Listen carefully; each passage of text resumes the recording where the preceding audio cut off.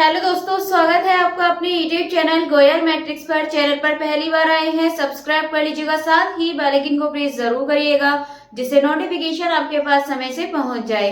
तो आज के जो 10 क्वेश्चंस हैं ये आपके फिर से रहेंगे एंड अभी तक मैंने आपको काफी सारे क्वेश्चंस करा दिए हैं। प्लेलिस्ट आप जरूर चेक करिएगा, आपको बहुत ज्यादा हेल्प मिलेगी क्योंकि DSSB में जब आप देखेंगे तो उसमें आपसे रिजल्ट बेस्ड क्वेश्चन ही पूछे जाते हैं और मैंने बहुत सारे रिजल्ट बेस्ड क्वेश्चन करा रखे हैं एंड अलग से मैंने छोटे छोटे टॉपिक भी आपको अच्छे से समझा रखे हैं। वीडियोस आपको अलग से मिल जाएंगी, तो सर्च करके आप देख लीजिएगा, आपको हेल्प मिल जाएगी। तो चलिए आइए स्टार्ट करते हैं एंड जो फर्स्ट क्वेश्चन मैं करने के लिए दूंगी इसका आंसर आप वीडियो के लास्ट में चेक कर सकते हैं। साथ ही आप ये भी बताइएगा कि टोटल 10 में से आपके कितने क्वेश्चन सही हुए हैं एंड साथ में आपको ये भी बताना है कि ये सीरीज आपको कितनी पसंद आई है। तो प्लीज आप लोगों को सभी को कमेंट करके जरूर बताना है कि सीरीज आपको कितनी अच्छी लग रही है। तो चलिए फिर आइए स्टार्ट करते हैं। क्वेश्चन नंबर 1 आपके सामने है जिसका आंसर आपको बताना है कि इसका सही आंसर क्या होगा। तो क्वेश्चन है द पॉजिटिव टर्म सीरीज आपको दे रखी है 1/n⁷ इज, ये आपको बतानी है कि कैसी होगी, डाइवर्जेंट, कन्वर्जेंट या फिर ऑसिलेशन फाइनाइट या फिर ऑसिलेशन इनफाइनाइट। ये 4 ऑप्शन आपके सामने है। तो कमेंट करके आप लोग बताइएगा जरूर क्योंकि बहुत ही आसान सा आपका क्वेश्चन है, आप आराम से इसको बता सकते हैं। वीडियो के लास्ट में इसके आंसर को चेक भी कर लीजिएगा। तो चलिए क्वेश्चन नंबर 2 देखते हैं।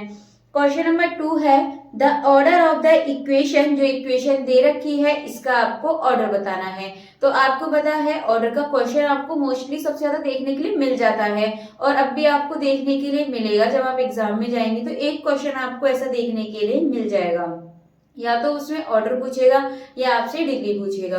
तो मैंने इसके बारे में भी आपके वीडियो बना रखी है, ODE PD करा रखे हैं, वो भी आप देख लीजिएगा, अलग से प्लेलिस्ट आपको मिल जाएगी। चलिए फिलहाल इसका आंसर देखेंगे क्या होगा। इसमें अगर आप देखें तो d²y/dx² यानी कि 2 टाइम डेरिवेटिव हुआ है। इसका मतलब ये है कि जो इसका ऑर्डर है, मतलब कि हाईएस्ट डेरिवेटिव 2 है तो इसका ऑर्डर भी आपका 2 हो जाएगा। तो इस हिसाब से इसका जो ऑप्शन नंबर बी है 2 इसका करेक्ट आंसर हो जाएगा।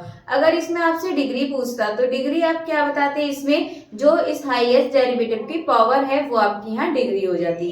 तो इसका जो सही आंसर है ये हो जाएगा आपका फिलहाल ऑप्शन बी यानी कि 2 इसका सही आंसर हो जाएगा। चलिए नेक्स्ट क्वेश्चन देख लेते हैं। चलिए क्वेश्चन है next, population growth graph goes, यानी कि जो पॉपुलेशन ग्राफ है वो आपको क्या बताता है, ये आपसे पूछ रहा है। इसमें एक्सपोनेंशियली या फिर पैराबोलिकली या फिर हाइपरबोलिकली या फिर इलिप्टिकल। तो 4 ऑप्शन आपके सामने हैं। जो आपका पॉपुलेशन ग्रोथ ग्राफ्स होता है वो कहां तक जाता है, एक्सपोनेंशियली। तो इसका जो ऑप्शन नंबर ए है ये आपका बिल्कुल सही आंसर हो जाएगा। तो चलिए आगे नेक्स्ट क्वेश्चन की तरफ बढ़ते हैं। अगला क्वेश्चन है what is the population size at the time T, आपको इसमें पॉपुलेशन साइज बताना है। तो ऑप्शंस आपके सामने आपको दे रखे हैं, अगर आप इनमें देखेंगे तो मैं डायरेक्टली आपको बता देती हूँ। जो ऑप्शन नंबर बी है ये आपका सही आंसर हो जाएगा, ये आपको याद रखना है। तो चलिए इसका जो ऑप्शन नंबर बी है ये करेक्ट हो जाएगा और नेक्स्ट क्वेश्चन की तरफ बढ़ते हैं। अगला क्वेश्चन देखेंगे तो यह आपका if y is in term of variable years y is equals to fx then y is known as, y जो है उसको किस नाम से जाना जाएगा। यदि आपका जो y is in term of variable year is equals to y is equals to fx आपको दे रखा है। तो ऑप्शन है यहाँ पर आपको दे रखा है एक्सप्लिसिट फंक्शन या फिर इम्प्लिसिट फंक्शन या फिर लीनियर फंक्शन या आइडेंटिटी फंक्शन। तो इसका जो ऑप्शन नंबर ए है ये आपका बिल्कुल सही आंसर हो जाएगा। याद रखने वाले क्वेश्चन है और उनको आप याद कर सकते हैं। चलिए आगे बढ़ते हैं नेक्स्ट क्वेश्चन की तरफ। अगला क्वेश्चन है विच ऑप्शन इज करेक्ट, आपको बताना है इसमें से कौन सा ऑप्शन सही है। तो ऑप्शंस है mathematical modelling is a way of representation of problems with the help of mathematics formula, यानी कि जो मैथमेटिक मॉडलिंग होती है उसका जो वे होता है रिप्रेजेंटेशन ऑफ प्रॉब्लम्स का जो होता है तो उसको हम किससे सॉल्व कर सकते हैं, मैथमेटिकल फॉर्मूलाज से। या फिर ऑप्शन बी कहता है mathematical modelling is a way of representation of problems, जो मैथमेटिकल मॉडलिंग होती है वो क्या रिप्रेजेंट करती है, प्रॉब्लम्स को। या फिर ऑप्शन सी है mathematical modelling is not a way of representation of problem with the help of mathematical formula. जो ऑप्शन बी था उसका अपोजिट दे रखा है, इसमें नॉट लगा रखा रखा है, यानी कि इसको मैथमेटिकल फॉर्मूले से नहीं इसको सॉल्व करते, इसमें ये बोला है।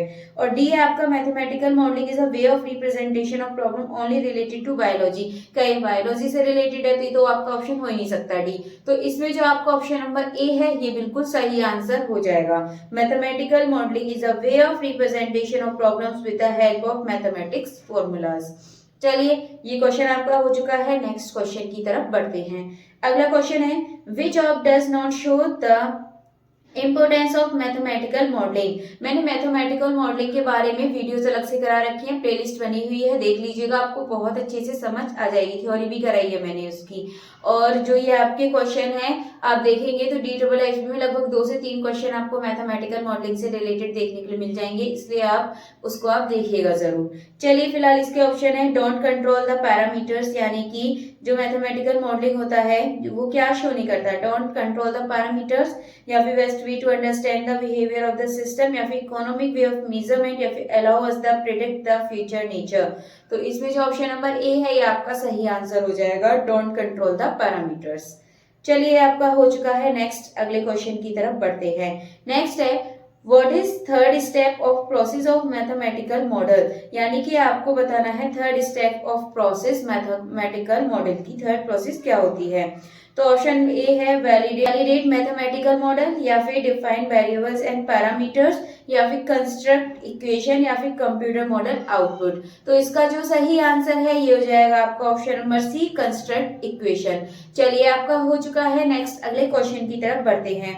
नेक्स्ट है आपके सामने image of a closed end bounded interval under continuous map is, क्या बोलेंगे इसको, क्लोज्ड एंड बाउंडेड, या फिर ओपन एंड बाउंडेड, या फिर क्लोज्ड एंड अनबाउंडेड, या फिर ओपन एंड अनबाउंडेड। तो इसका सही आंसर हो जाएगा आपका closed end unbounded, sorry closed end bounded, option A इसका सही आंसर हो जाएगा।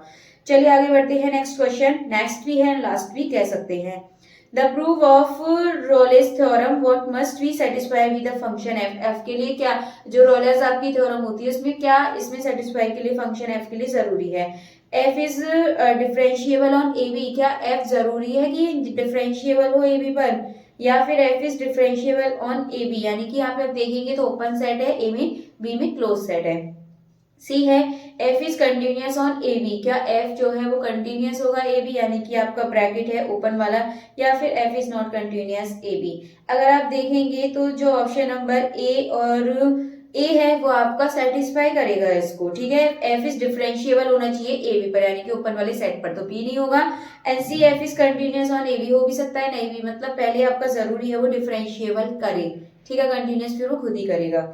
तो आपका जो ऑप्शन नंबर ए है ये इसका सही आंसर हो जाएगा। चलिए फिलहाल मैं क्वेश्चन नंबर जो 1 था उसका आंसर आपको बता देती हूँ। क्वेश्चन नंबर 1 था आपके सामने 1/n⁴ ये था आपके सामने। अब आपको सिंपली क्या करना है, इसको 1/n⁴, आप यहाँ इसको कंपेयर कर लीजिए। अगर आप p की वैल्यू देखेंगे कितनी है 7/8, और जो 7/8 है वो कैसा है 1 से छोटा होगा ये आपका, क्योंकि ऐसे आपको आप डिवाइड करेंगे तो 1 से छोटा आएगा ये आपका। जब ये छोटा है तो कैसा होगा, अगर 1 से छोटा है यहाँ पे p की वैल्यू, तो आपका ये कैसा हो जाएगा, डाइवर्जेंट आपको यहाँ पर मिल जाएगा। तो इसका जो सही आंसर है ये हो जाएगा आपका डाइवर्जेंट, यानी कि ऑप्शन नंबर सी डाइवर्जेंट इसका करेक्ट आंसर हो जाएगा। चलिए आपके 10 क्वेश्चंस हो चुके हैं, फर्स्ट का आंसर भी मैंने आपको बता दिया है। तो आपको अब लास्ट में कमेंट बॉक्स में ये बताना होगा कि टोटल 10 में से आपके कितने क्वेश्चन सही हुए हैं। चलिए आज की वीडियो को यहीं पर फिनिश करते हैं, मिलते हैं हमारी नेक्स्ट वीडियो में आगे के न्यू क्वेश्चंस के साथ। तब तक के लिए आप जितना हो सके प्लीज ज्यादा से ज्यादा वीडियो को लाइक कमेंट शेयर कर दीजिएगा।